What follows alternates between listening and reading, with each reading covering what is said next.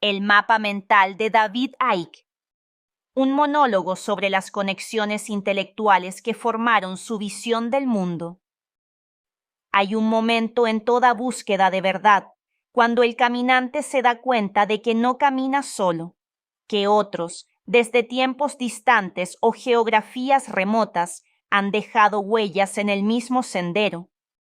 David Icke, un hombre que comenzó solo, con apenas la intuición de una médium susurrándole destinos, pero pronto su mente se convirtió en un confluir de ríos, un mapa donde convergían las aguas de otros buscadores, otros rebeldes, otros que habían osado mirar más allá del velo.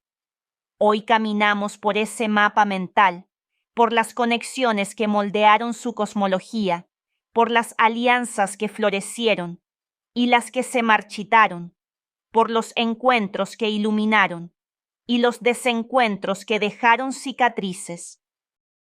Los fundamentos, bebiendo de fuentes ancestrales. Todo mapa tiene un punto de partida, y para Icke, uno de los más profundos fue Zecharia Sitchin.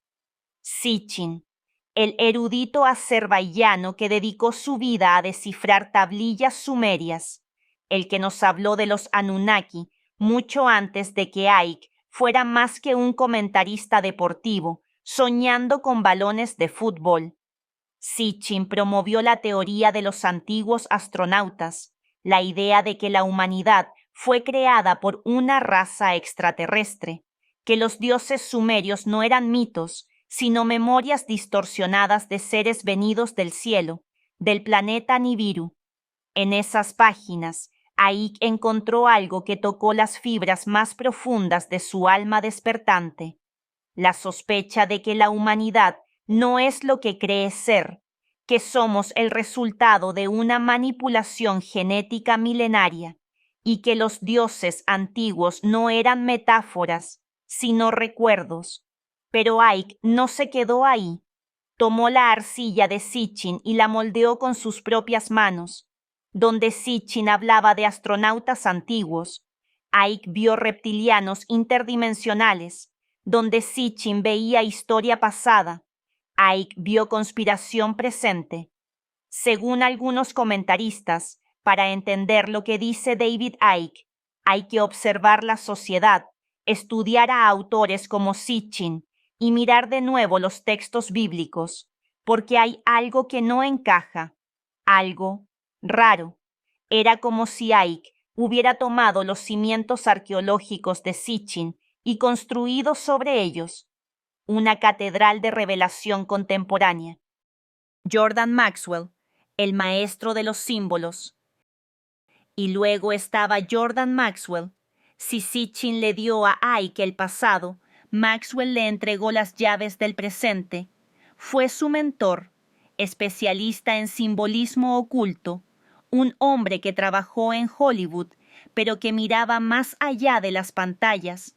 Maxwell era un detective de símbolos, veía en cada logo corporativo, en cada ceremonia política, en cada ritual televisado, las huellas de sociedades secretas operando desde las sombras. De él, Icke aprendió a leer un lenguaje que pocos ven, el lenguaje secreto del poder, los símbolos masónicos, la simbología solar, las conexiones invisibles entre el antiguo Egipto y las élites modernas. Aprendió que nada es casual, todo es ritual, todo es símbolo, todo, mensaje cifrado. Pero como suele ocurrir con maestros y discípulos, llegó un momento en que los caminos se separaron. Algunos dicen que Icke le copió muchas ideas sin mencionarlo, lo mismo con otros autores. ¿Fue ingratitud? ¿Fue evolución natural? ¿O simplemente la soledad inevitable del visionario que debe caminar su propio sendero? Maxwell siguió adelante por su camino y Icke por el suyo, pero las enseñanzas de Maxwell quedaron grabadas en lo más profundo, como una vena dorada que aún alimenta su sistema de ideas, como un susurro constante en su mapa mental. Bill Cooper, el desencuentro que duele. No todas las conexiones en la vida de Ike fueron armoniosas. Algunas se cortaron como cables tensos al límite. Bill Cooper, ex agente de inteligencia naval, autor del libro Behold a Pale Horse, un hombre que conocía al sistema desde dentro y decidió hablar. Cooper no fue amable con Ike, lo llamó mentiroso, lo acusó de manipular la verdad, dijo que era asqueroso. ¿Qué vio en él que le causó tanto rechazo? ¿Fue intuición? ¿Fue celos? ¿Fue defensa de su territorio intelectual? Cooper, con acceso a los secretos del sistema, quizás reconoció algo en Ike que otros no alcanzaban a ver, o tal vez simplemente no toleraba el giro reptiliano y místico que tomaron sus ideas. En dos rutas distintas, ambos decidieron revelar verdades incómodas, pero desde ángulos muy diferentes. Cooper fue asesinado en el año 2001. Ike siguió adelante, pero la sombra de ese desencuentro permanece como una cicatriz en su mapa mental, una pregunta sin respuesta. ¿Qué habría pasado si hubieran encontrado una forma de caminar juntos? Arizona Wilder, el testimonio que se fracturó. Y luego llegó ella, Arizona Wilder, aunque antes se llamaba Jennifer Ann Green, una mujer que apareció en el camino de Ike con una historia estremecedora, una historia que parecía confirmar sus teorías más extremas. Arizona decía haber participado en rituales oscuros, ceremonias secretas realizadas por miembros de la familia real británica.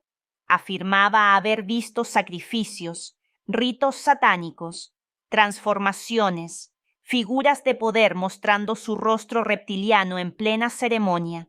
Para Ike, Arizona era la pieza faltante, la testigo perfecta, la que hablaba desde dentro, la que daba voz a lo que él venía denunciando desde hacía años.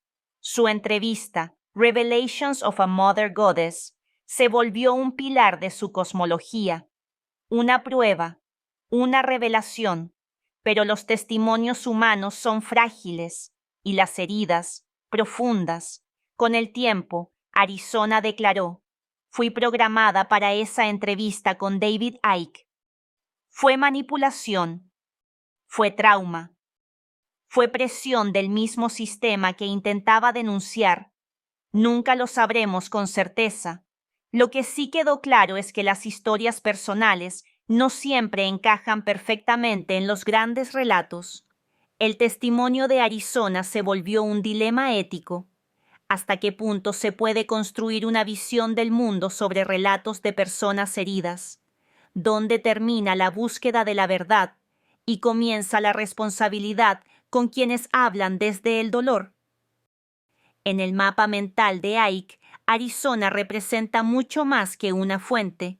Representa una frontera delicada, un espejo quebrado, un eco de advertencia, los fractales del conocimiento, otros confluentes.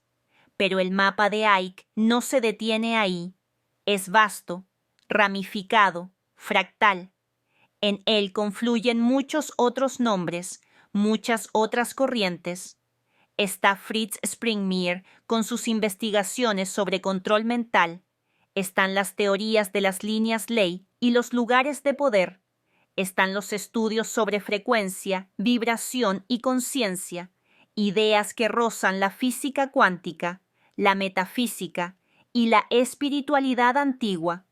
Icke se convirtió en un recolector, un sintetizador, un hombre que tomaba ideas dispersas y las integraba en una visión global.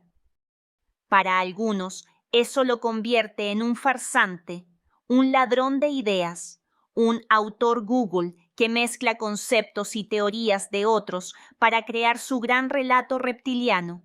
Pero para otros, es un visionario, porque todos los grandes pensadores han bebido de fuentes anteriores.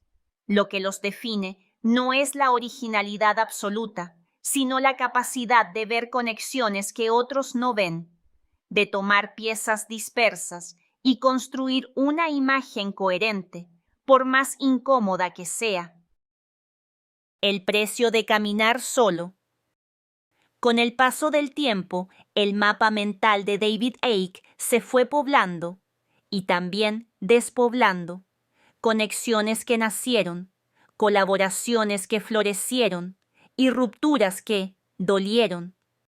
Algunos lo acusaron de ingratitud hacia sus maestros, otros de megalomanía, algunos más de ser un agente de desinformación. Pero tal vez ese es el precio que paga quien se atreve a caminar solo, porque llega un momento, en toda búsqueda de verdad, en que uno debe soltar las manos que lo guiaron hasta cierto punto y seguir el resto del camino sin compañía. Uno de esos momentos llegó con Ivan Fraser, ex colaborador de Icke. Fue quien lo conectó con víctimas de control mental y también quien después lo criticó duramente. Dijo que Icke era un fantasma, una construcción, alguien que ya no reconocía. Lo mismo ocurrió con otros, mentores que se sintieron traicionados, testigos que se retractaron, aliados que se alejaron. Así, el mapa mental de Icke fue quedando marcado no solo por las ideas que lo nutrieron, sino por las cicatrices de todo lo que se rompió en el camino. La soledad del cartógrafo. Al final, David Icke se convirtió en el cartógrafo solitario de su propia cosmología, un hombre que bebió de muchas fuentes, aprendió de muchos maestros, colaboró con muchos buscadores, pero que tuvo que dibujar su propio mapa con su propia tinta, con sus propias manos temblorosas, con su visión y su carga. Era inevitable. ¿Es acaso el destino del visionario auténtico terminar caminando solo por territorios que nadie más puede ver? En su mapa mental, las influencias siguen ahí. Sitchin, Maxwell, Cooper, Arizona y todos los demás, figuras lejanas como constelaciones que guían, pero desde la distancia, y tal vez esa sea la enseñanza más profunda de todas. No las teorías sobre reptilianos, ni los relatos de manipulación global, ni la matriz holográfica, sino el testimonio vivo y doloroso de lo que cuesta realmente atreverse a ver el mundo con ojos propios